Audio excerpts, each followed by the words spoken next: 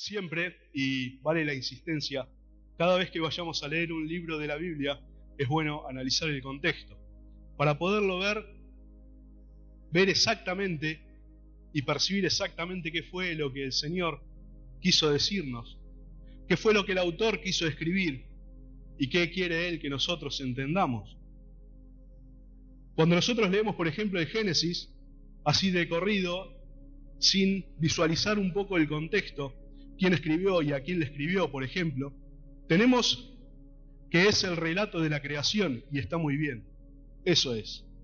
Tenemos que es el principio de las cosas, y eso es. Ahora, cuando vemos un poco el trasfondo, entendemos que fue Moisés quien lo escribió. Entendemos que Moisés era el único israelita que no era esclavo. Entendemos que va dirigido a un pueblo que había sido esclavo durante 400 años. No tenía tiempo de descanso. Un pueblo que se había criado en medio de una nación politeísta, donde creían que el hombre era el surgimiento de una discusión de los dioses, donde creían que había tantos dioses, de cada cosa había un dios. Y cuando entendemos eso, vamos al Génesis de vuelta y empezamos a leer. Y vemos que el capítulo 1 de Génesis es el relato de Dios de la verdad, de cómo el inicio de las cosas son. Que no somos producto de la pelea de ningunos dioses, que no somos producto del azar, sino que Él nos hizo. Cuando seguimos avanzando vemos que Moisés le escribe al pueblo para decirle, ese Dios, el Dios eterno, dice que trabajes durante 6 días y uno no lo hagas. Es algo totalmente revolucionario para el pueblo, porque ellos valían por los ladrillos que hacían como esclavos. Ellos no tenían lo que era un día de descanso o un día feriado. Pero cuando entendemos qué es, empezamos a ver cuál es el peso real de cada cosa y cómo fue escrita y por qué fue escrita, el sentido real de cada cosa. Cada libro de la Biblia tiene su sentido, su propósito, su mensaje. Y podríamos ir libro por libro viendo cuál es el propósito y el sentido de cada uno de ellos, de los 39 del Antiguo Testamento y de los 27 del Nuevo. Y de los 66 libros de la Biblia, hay uno que me hizo ruido de manera particular. Porque detrás de cada libro es Dios quien está inspirando a un hombre que lo escriba. Él está dictándole, si puedo, para que con su vida y con el escrito pueda narrar aquello que Dios quiere que esté allí, porque no hay un solo versículo en la Biblia que esté de más. Y el libro en cuestión es Eclesiastés. Es interesante porque de arranque podríamos decir que es un libro raro. Raro hasta desde lo gramatical, porque por lo general las conclusiones en un libro se van dando en él mientras se va desarrollando algún punto. Mientras el escritor aquí empieza con una conclusión. Vanidad de vanidades, todo es vanidad. Qué linda forma de arrancar un libro. Qué prometedor el mensaje. ¿Quién escribe el libro de Eclesiastés? Bueno, no aparece el nombre de quien lo escribe. Y de hecho se ha discutido quién es su autor, pero no hay dudas cuando vamos a la Escritura. La Escritura interpreta la Escritura. Versículo 1 del capítulo 1 de Eclesiastés dice, palabra del predicador, hijo de David, rey en Jerusalén. Algunos dijeron, bueno, lo que pasa es que la fecha de Eclesiastés data siglos después de la vida de Salomón. Entonces, como que no podría ser allí, pero no. Y los que argumentan esto dicen, hijo de David no necesariamente se refiere a un hijo directo de David, sino a un descendiente de David. Lo que pasa que en el versículo 12 dice, yo, el predicador, fui rey sobre todo Israel en Jerusalén. Y ahí ya no quedan dudas de que es Salomón, porque el único que fue rey, hijo de David, sobre todo Israel, fue Salomón. Roboam quien es descendiente, ya reina en un reino dividido. Era Israel del norte y Jerusalén, Judá o Israel del sur. De manera que no hay dudas desde la Escritura de que es Salomón el que lo escribe. Ahora, ¿en qué momento lo escribe? Claramente él lo escribe en el ocaso de su vida. Él muere hacia el 931, vamos a decir que lo escribió en el 932. ¿Por qué digo esto? Porque él dice, yo fui rey en Jerusalén. Esa es la expresión de alguien que entiende que su tiempo había pasado, pero él todavía estaba con vida. Ahora Salomón, ¿quién era Salomón? Hijo de David, rey sobre todo Israel. En un momento el Señor se le aparece a Salomón en Gabaón y le dice, pedime lo que quieras que yo te lo voy a dar. Y lo que Salomón pide es, yo soy joven, dice, quiero sabiduría para poder juzgar, para discernir, para poder guiar a tu pueblo. Y esto agradó al Señor, y no solo le dio eso, sino que le dio muchos bienes y riquezas, cosas que él no había pedido. El tiempo de la edad de oro de Israel era en el tiempo de Salomón. El tiempo en el que se lo consideró un imperio a Israel fue en el tiempo de Salomón. En el tiempo de Salomón no había guerras contra Israel. Tampoco nadie quería meterse con Israel. No solo por el currículum que tenía de que Dios, el Dios de los ejércitos, estaba del lado de ellos, sino por el ejército que tenía. Podría armar casi 1,5 cuadras de ancho y desde acá hasta Villa Allende con el ejército que tenía. Entre caballos, jinetes. Era impresionante la majestuosidad del imperio de Salomón. Él gobernaba no solamente Israel, sino dice hasta el río Éufrates. ¿Por qué? Porque los pueblos de allí querían estar bajo esa sombra de Salomón. Y no importaba si había que ir y pagar tributo a Salomón, no importaba si había que comerciar de manera exclusiva con él, se iba y se hacía. Era exitoso en todo lo que hacía. Ahora Salomón escribe el libro de Eclesiastés y él, ya en edad avanzada, empieza a decir, ¿cuál es el sentido de la vida? ¿Para qué estamos en este mundo? ¿Cuál es la razón por la que nosotros vivimos? Y empezamos a ver, y vamos a leer algunos capítulos, y nos vamos a dar que más que un hombre inspirado por Dios para escribir, permítanme la expresión, parece un filósofo existencialista, pesimista o un optimista informado, como más le guste, que está escribiendo.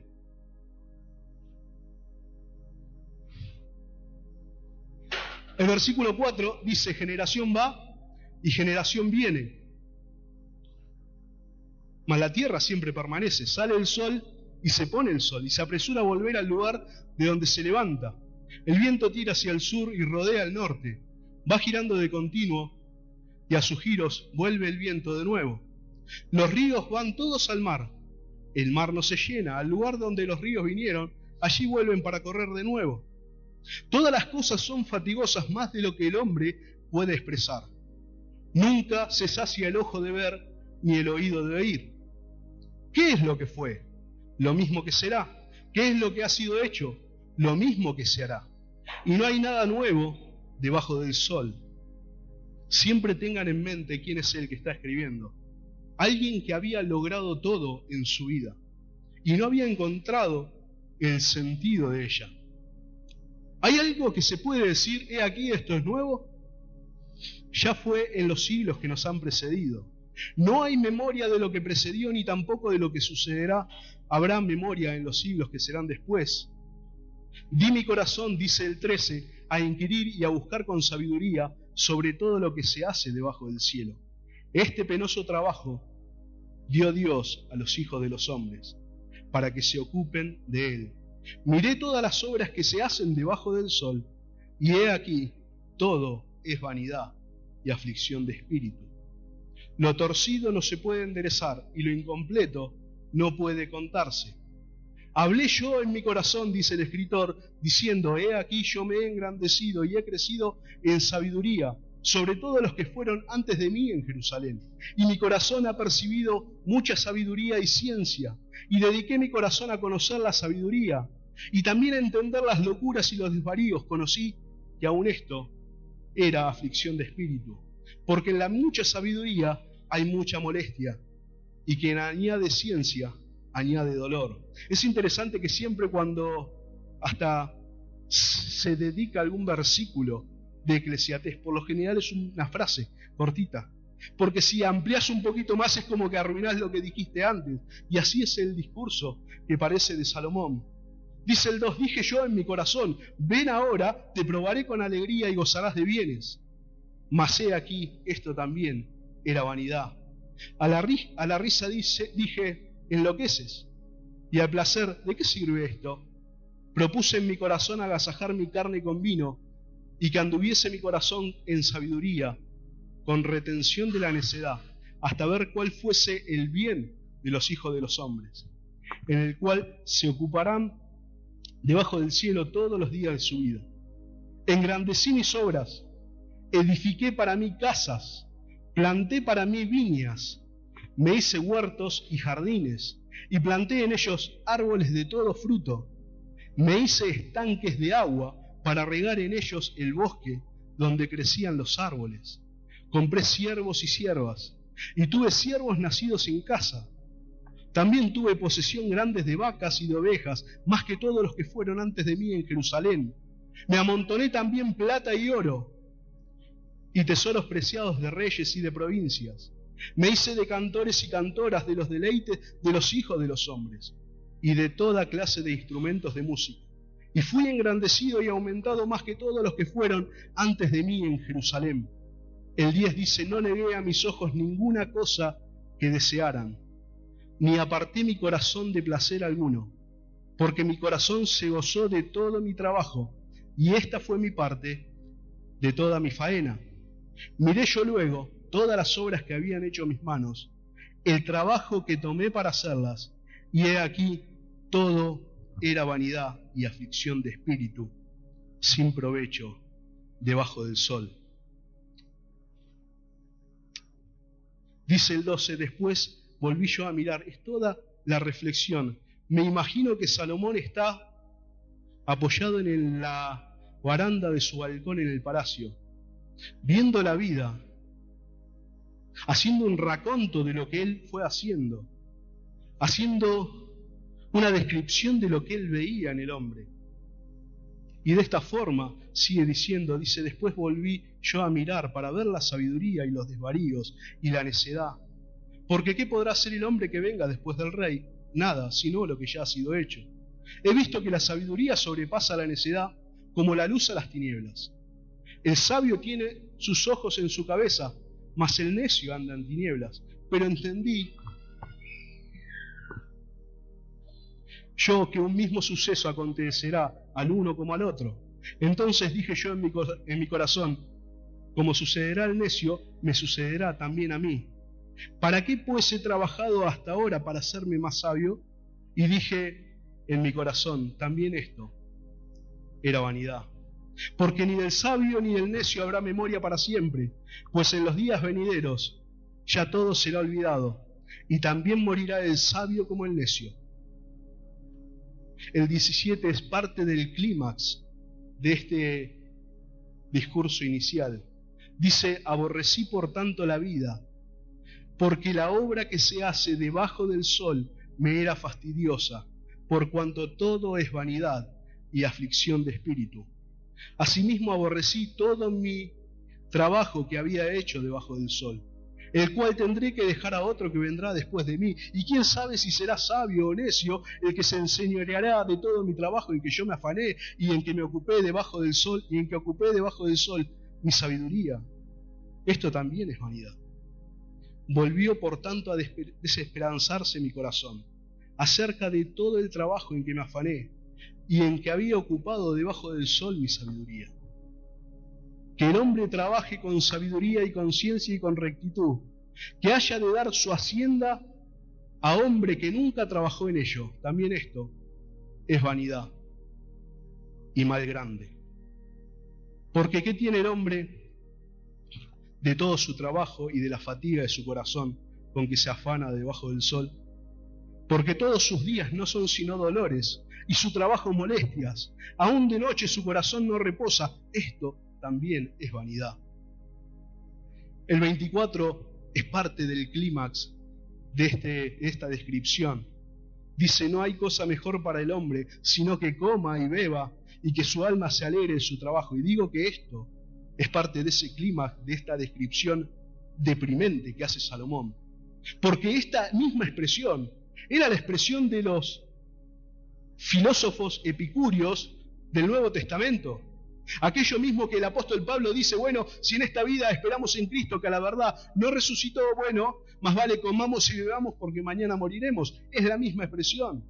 Y Salomón está diciendo esto en algún punto, como que esto es para el hombre lo mejor que le puede pasar aquí en la tierra. Porque ¿quién comerá y quién se cuidará mejor que yo? Porque al hombre que le agrada Dios le da sabiduría, ciencia y gozo, mas al pecador da el trabajo de recoger, amontonar, para darlo al que agrada a Dios. También esto es vanidad y aflicción de espíritu. Las palabras que más se repiten en estos primeros 2 capítulos y se van a repetir a lo largo del libro es vanidad, vanidades, aflicción de espíritu. Salomón quería encontrar el sentido de la vida. Él entendía, él sabía, él tenía el conocimiento mejor que ningún otro, pero no encontraba el sentido de la vida. Él probó con un montón de cosas, dice: me puse a pensar, a estudiar la psicología humana, a ver si ahí entonces se entendía. Y no fue por ahí. Le di a mi cuerpo, dice, todos los placeres que podía llegar a tener, y no encontró sentido. Mujeres, todo lo que podía, y no encontró sentido. Bienes, todo lo que podía, y no encontró sentido. Ahorros, muchos ahorros, dice: amontoné oro y plata, y tampoco encontró sentido. Después él describe que se hizo un Edén. Dice que hizo casas, plantó viñas, huertos, jardines. Tenía siervos, siervas, cantores, fuentes de agua para abastecer. Por cierto, según el libro de Reyes, este Edén lo había hecho en el Líbano. Y él veía que eso simplemente no lo llenaba. Como que la vida seguía sin tener sentido, porque el hombre está en ese camino de la rata que parece que avanza, pero en realidad sigue estando siempre en el mismo lugar. Dice: generación va, generación viene, los hombres pasan, pero nada cambia. El sol sale a la mañana, se esconde a la tarde, los ríos hacen su circuito interminable. ¿Qué fue lo que será? Lo que fue, lo mismo que se hará. ¿Qué es lo que fue hecho? Lo mismo que se va a hacer después. Uno podría interpelar a Salomón y decirle: momento, Salomón, ¿no viste la tecnología de la actualidad? ¿No viste los avances? ¿No viste la inteligencia artificial? ¿Cómo todo queda registrado? ¿No viste con qué facilidad se pueden hacer tareas que en la antigüedad costaban mucho? Y de seguro, Salomón nos diría: hubo un tiempo en el que la escritura no existía y empezó a existir. Y eso transformó los imperios y la historia y las comunicaciones a nivel mundial. Hubo un tiempo que la rueda no existía y comenzó a existir. Y eso transformó la logística y el transporte a nivel mundial. Podemos hablar de las revoluciones industriales, podemos hablar de la pólvora, en un tiempo no existía. El hombre está en continuo cambio, aparentemente de mejora de su entorno y desarrollando su entorno. Y por cierto, no lo hace de una manera porque el hombre sea un genio, lo hace porque fue seteado de esa forma. El hombre está configurado para hacer eso desde el Génesis 2:15, cuando Dios lo puso en el jardín para que lo cuidara y lo labrase. Claro, el hombre lo usa para el mal o para autodestruirse. Pero Salomón ve y dice: el hombre de alguna forma cree que avanza generación tras generación, como si estuviese subiendo una montaña y escalando, y va a llegar un momento en el que esté en la cima y encontrará la felicidad, la plenitud y la paz para todos, y allí, Bueno, gracias a lo que el hombre consiguió. Y Salomón ve y dice, el hombre está en esa rueda de la rata. Quizás generación tras generación la hacen girar más rápido, pero no salen de allí. El hombre sigue siendo igual. No importa cuánta inteligencia artificial haya, el hombre sigue siendo el mismo. Y el corazón del hombre sigue siendo el mismo. La insatisfacción del hombre sigue siendo la misma. Ahora, entiendo lo que dice Salomón. Salomón está diciendo esto. Y que él probó fue como una rata de laboratorio y puso él su cuerpo para probar a ver si en algo encontraba satisfacción. Y termina y dice, vanidad de vanidades, todo es vanidad. Dicho así, diríamos, bueno, Salomón, la vida es un bajón. Es un bajón la vida. Míralo como lo estás diciendo. Y vos que fuiste y que tuviste acceso a todo lo que tradicionalmente el hombre cree que eso le va a dar paz, seguridad, tranquilidad y gozo y felicidad. Y vos estás diciendo que la vida es un bajón. Siempre que leas la Biblia, nunca olvides el contexto. Y yo me lo imagino a Salomón en ese balcón, escribiendo esto que estaba escribiendo. Y una de las frases que se repite en este discurso es debajo del sol. Pero veo que él está escribiendo el libro de Eclesiastés en ese balcón, veo el sol allí, pero digo, momento, el libro de Eclesiastés es palabra de Dios. Y al que le está escribiendo, el que le está dictando a Salomón, está más allá del sol. Y eso es lo que hace toda la diferencia en la interpretación del libro.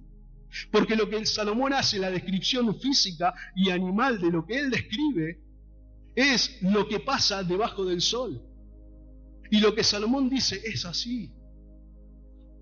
La vida debajo del sol, en la ecuación sin Dios, es eso. Es una vida sin sentido, es una vida en un absurdo. Y la vida lejos está de ser un bajón, porque el Señor mismo, de hecho, se contradeciría, porque Él dice en Juan 10:10, yo he venido para que tengan vida y para que la tengan en abundancia. O en Juan 7:38 dice, el que cree en mí, como dice la Escritura, de su interior, correrán ríos de agua viva. Muy diferente a lo que dibujaba Salomón. Claro, lo que pasa es que si vivís tu vida desde la cosmovisión y desde la percepción de lo que pasa debajo del sol, eso es la vida. Y podés vivir una vida muy prolija y placentera a los ojos de demás, y quizás deseable a los ojos de los demás. Pero al final sabrás en tu corazón que no tiene sentido la vida, porque Salomón ya lo explicó de esa forma. Que no tiene sabor la vida, que la vida es en blanco y negro. Ahora, cuando ves tu vida desde la concepción de que quien nos creó está más allá del sol, de que a quien nosotros esperamos está más allá del sol, de que nuestra esperanza está más allá del sol, todo cambia. Toda tu perspectiva cambia. Todas tus proyecciones cambian. Todos tus quehaceres diarios cambian. La vida de los hombres podría dividirse entre los que viven de este lado, solamente de este lado del cielo, y entre los que viven concibiendo al que está más allá del sol. En los evangelios está el joven rico que tenía muchas cosas, muchas posesiones, y va al Señor y le dice, maestro, ¿qué bien haré para heredar la vida eterna? Y el Señor le dice los mandamientos. Bueno, pero eso lo hago desde que soy chico, dice. Bueno, andá y vendé todo lo que tenés, le dijo. Eso le dijo solamente, andá y vendé todo lo que tenés y dáselo a los pobres. Eso fue todo lo que le dijo. Y vas a tener mucho más allá del sol. Y el joven rico se fue triste, porque en su corazón pensó, tenía tanto, habrá pensado eso de más vale pájaro en mano que 100 volando. Pero él no creía que había nada más allá del sol. Ahora nuestra ciudadanía está en los cielos, de donde también esperamos al Señor. Y por cierto, nuestra ciudadanía está en los cielos, no está en llegar al cielo. Allí está el Señor y esa es nuestra esperanza.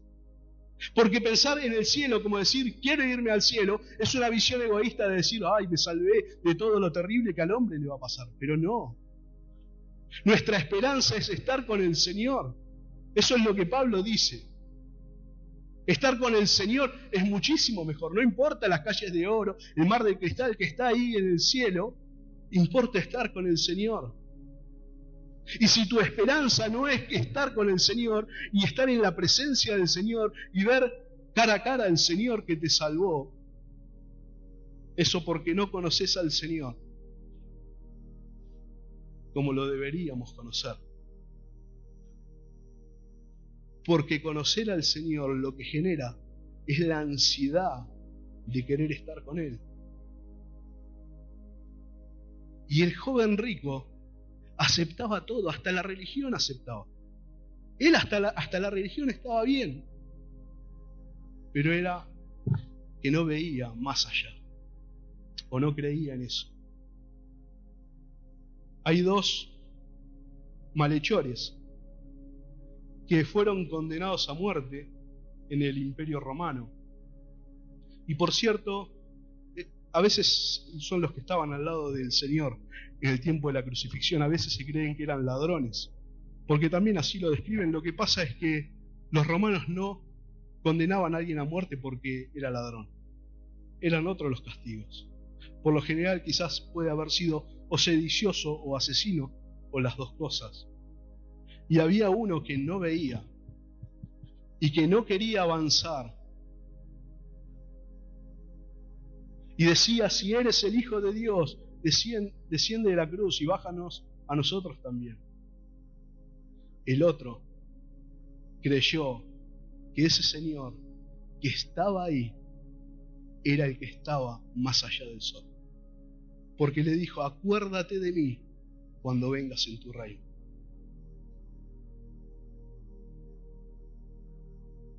Y el Señor tomó eso y le dijo, de cierto te digo que hoy estarás conmigo en el paraíso.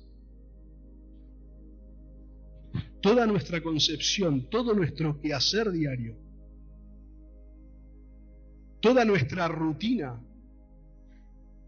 está trazada y es vivida de acuerdo a la cosmovisión que tenemos. Si nosotros creemos en el que está más allá del sol, eso de que el sol sale cada mañana, no sale cada mañana el sol, mi hermano o mi amigo.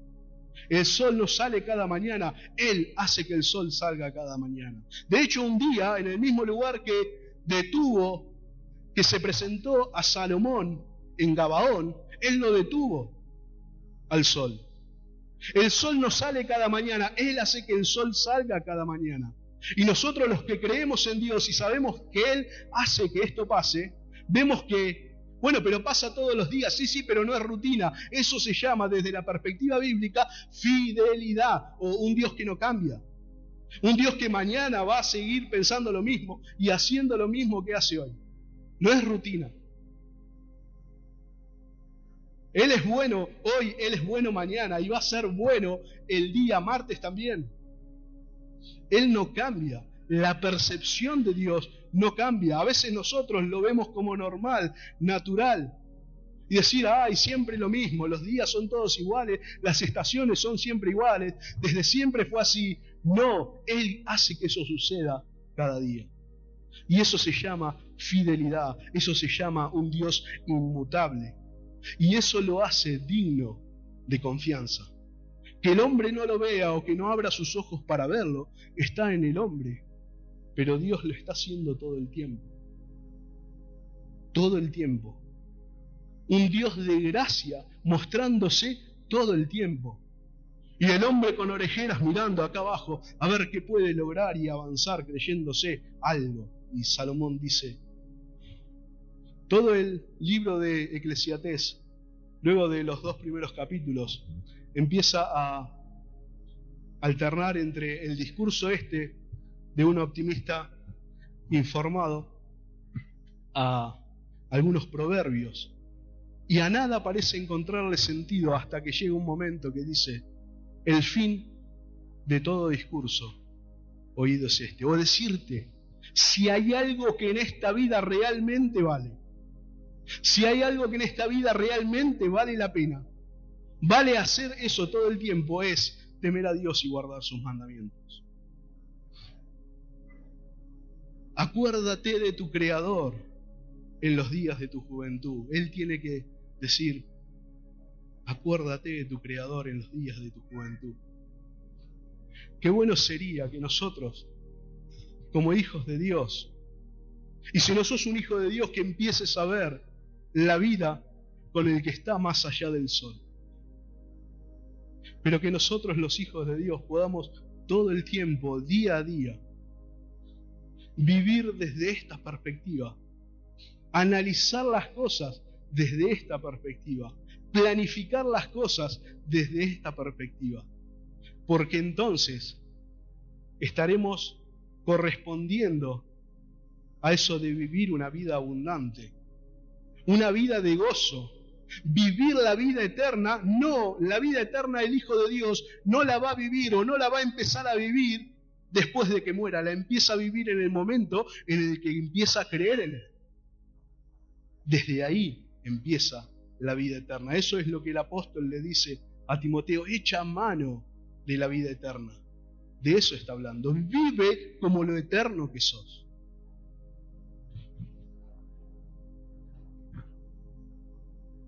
Siempre, qué bueno es, y que es, que siempre que leamos la Escritura, sepamos que es Dios quien está detrás, y que Él inspira a Salomón a que dé este discurso tan pesimista, tan deprimente y decepcionante, para que podamos ver que la vida sin Él es eso. La vida sin Él es solo en blanco y negro. La vida sin Él es nebulosa plena. Pero la vida con Él tiene sentido. La vida con Él es a color. La vida con Él vale la pena vivirla.